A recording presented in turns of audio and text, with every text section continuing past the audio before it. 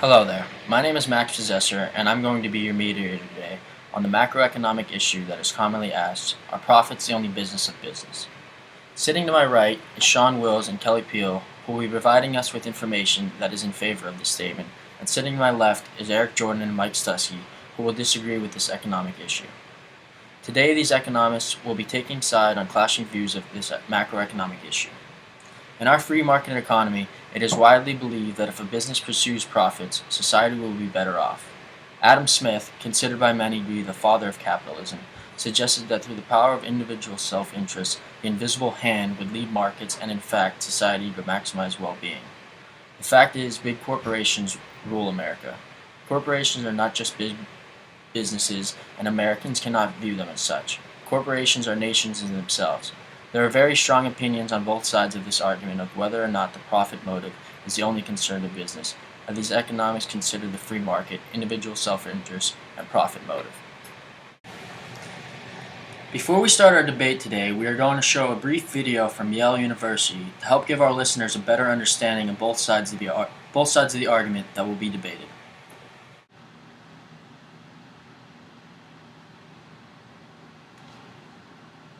No.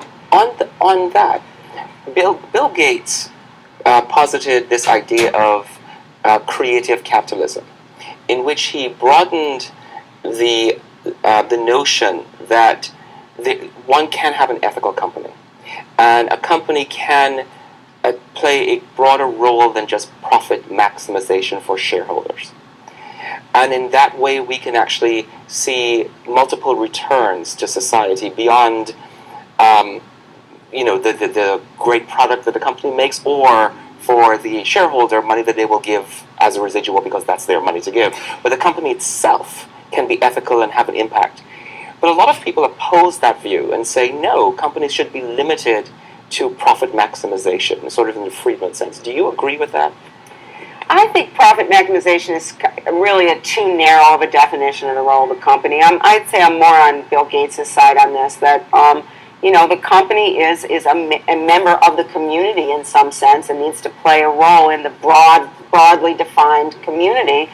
And, you have to be careful about it, because certainly you have to pay attention to profits and investors as one very key element of that community, because if you don't pay attention to them, they're not going to keep financing your company, and you're not going to have a company, and all your wonderful things for employees are going to go away. So I think, it's a balancing act. It's all about being balanced. But I think that part of that balance are those other constituencies. So I don't understand the notion of taking one constituency, investors, and putting them way above all of those other constituencies. To me, doesn't make sense intellectually, but it also doesn't make sense for the long-term health of the company. I think the long-term health of the company will be far better if the company is trying to balance all those constituencies. Having a great place for employees to work, for example. And you can say investors would be better served if you try to pay people the lowest possible amount, but I think in the end, investors are better served if the employees are happy and thriving and building careers and enjoying themselves and being creative and innovative. So, it all plays together. It's very complex.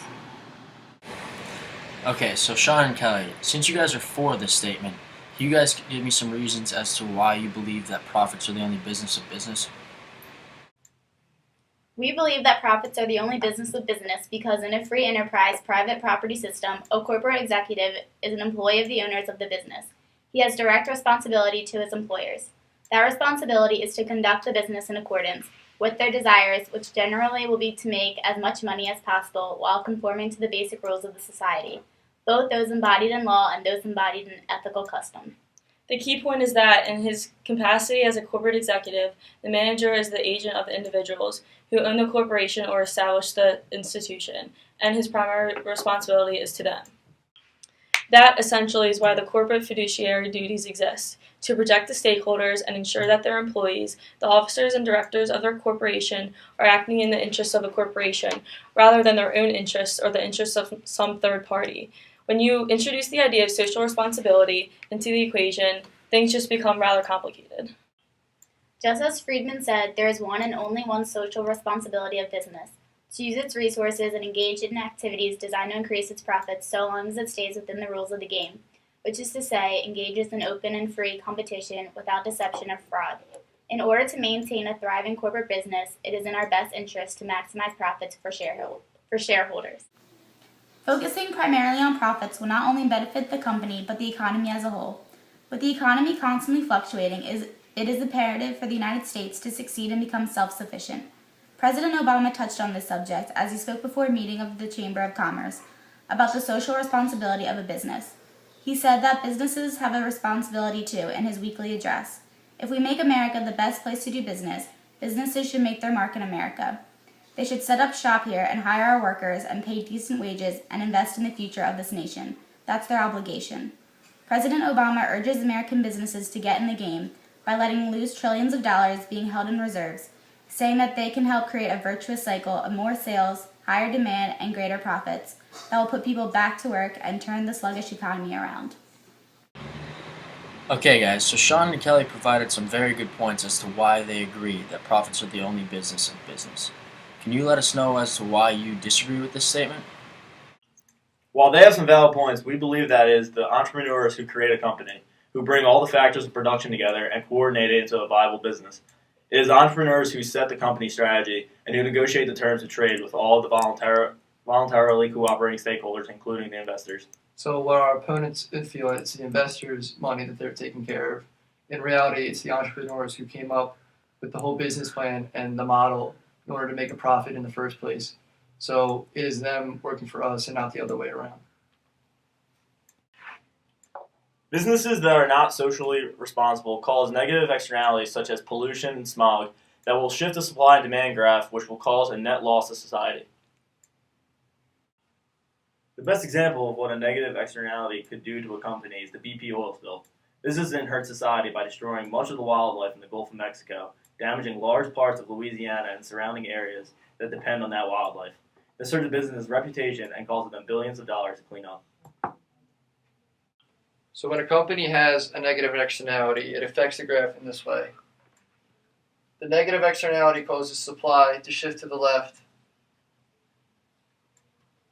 which ultimately will raise the price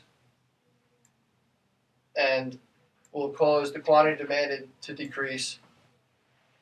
And in turn, it will create a net loss for society within the area of this triangle in the graph.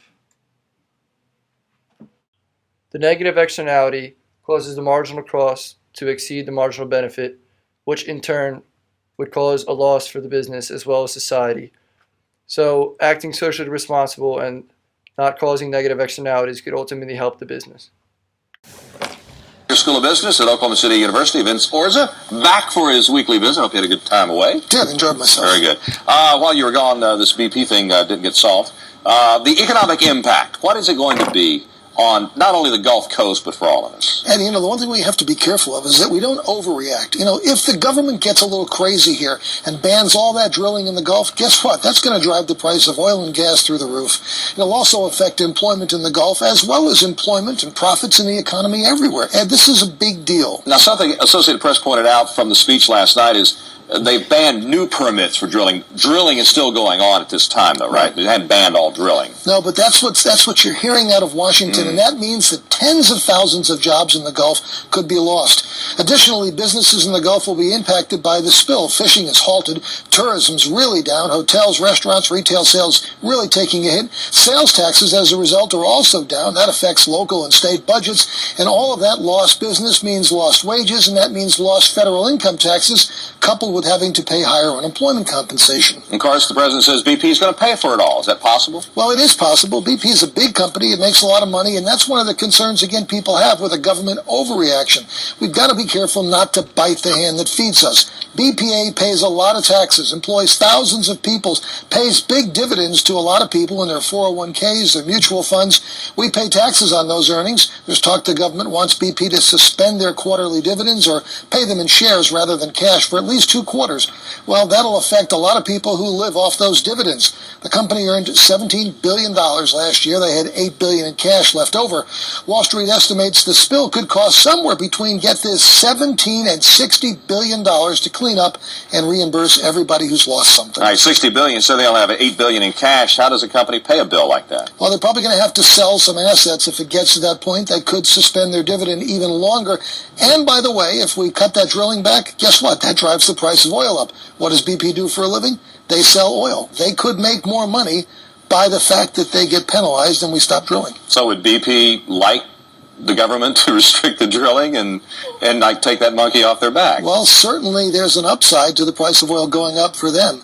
And it's not really in the country's best interest to suspend drilling altogether, but just to make sure it's done well and done right. And right now there's a lot of reason to think nobody seems to have their arms around that. And again, British Petroleum, but as you pointed out, it's thousands of U.S. jobs we're talking about here. Thousands of U.S. jobs and tens of thousands of people just like us here in Oklahoma who have a mutual fund or a 401k and own some BP stock. You may not even know it, but guess what? You may not get a cash dividend this current quarter or the next quarter. And not just impacting us on the dividends and the pension plans, a lot of Brits have their pension plans directly tied into BP oil. Because it is British Petroleum, the Brits have heavily invested in that for a long, long time, Ed. Yeah. All right, Ben Sorza, Minder School of Business. So as the video stated, the oil spill drove up the prices of oil, and many products in the economy use crude oil as a means of production, so all their prices eventually went up, which shifted the aggregate supply-demand to the left and raised prices. This increase in prices caused a nationwide cost-push inflation, which then would require numerous government aids in order to fix that. What does it even mean to say that a corporate executive has a social responsibility in his capacity as a businessman? If this statement is not pure rhetoric, it must mean that he is to act in some way that is not in the interest of his employers. For example, that he is to refrain from increasing the price of a product in order to contribute to a social objective of preventing inflation, even though a price increase would be in the best interest of the corporation. Businesses make so much profits already that they should be able to contribute that back to society in order to fix some of the mistakes that they've already made. In each of these cases, the corporate executive would be spending someone else's money for a general social interest. Insofar as his actions in accord with his social responsibility reduce returns to stockholders, he is spending their money. As his actions raise the price to customers, he is spending the customers' money. As his actions lower the wages of some employees, he is spending their money.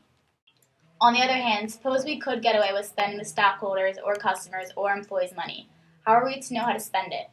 We're told that we must contribute to fighting inflation. How are we to know what action of this will contribute to that end? But nothing about his selection makes him the expert on inflation. Will his holding down the price of the product reduce inflationary pressure, or by leaving the spending power in the hands of his customers, will it simply divert it somewhere else? Or by forcing him to produce less because of the lower price, will it simply contribute to shortages? Even if he could answer these questions, how much could it cost to justify in imposing on his stockholders, customers, and employees for this social purpose? What is his appropriate share, and what is the appropriate share for others?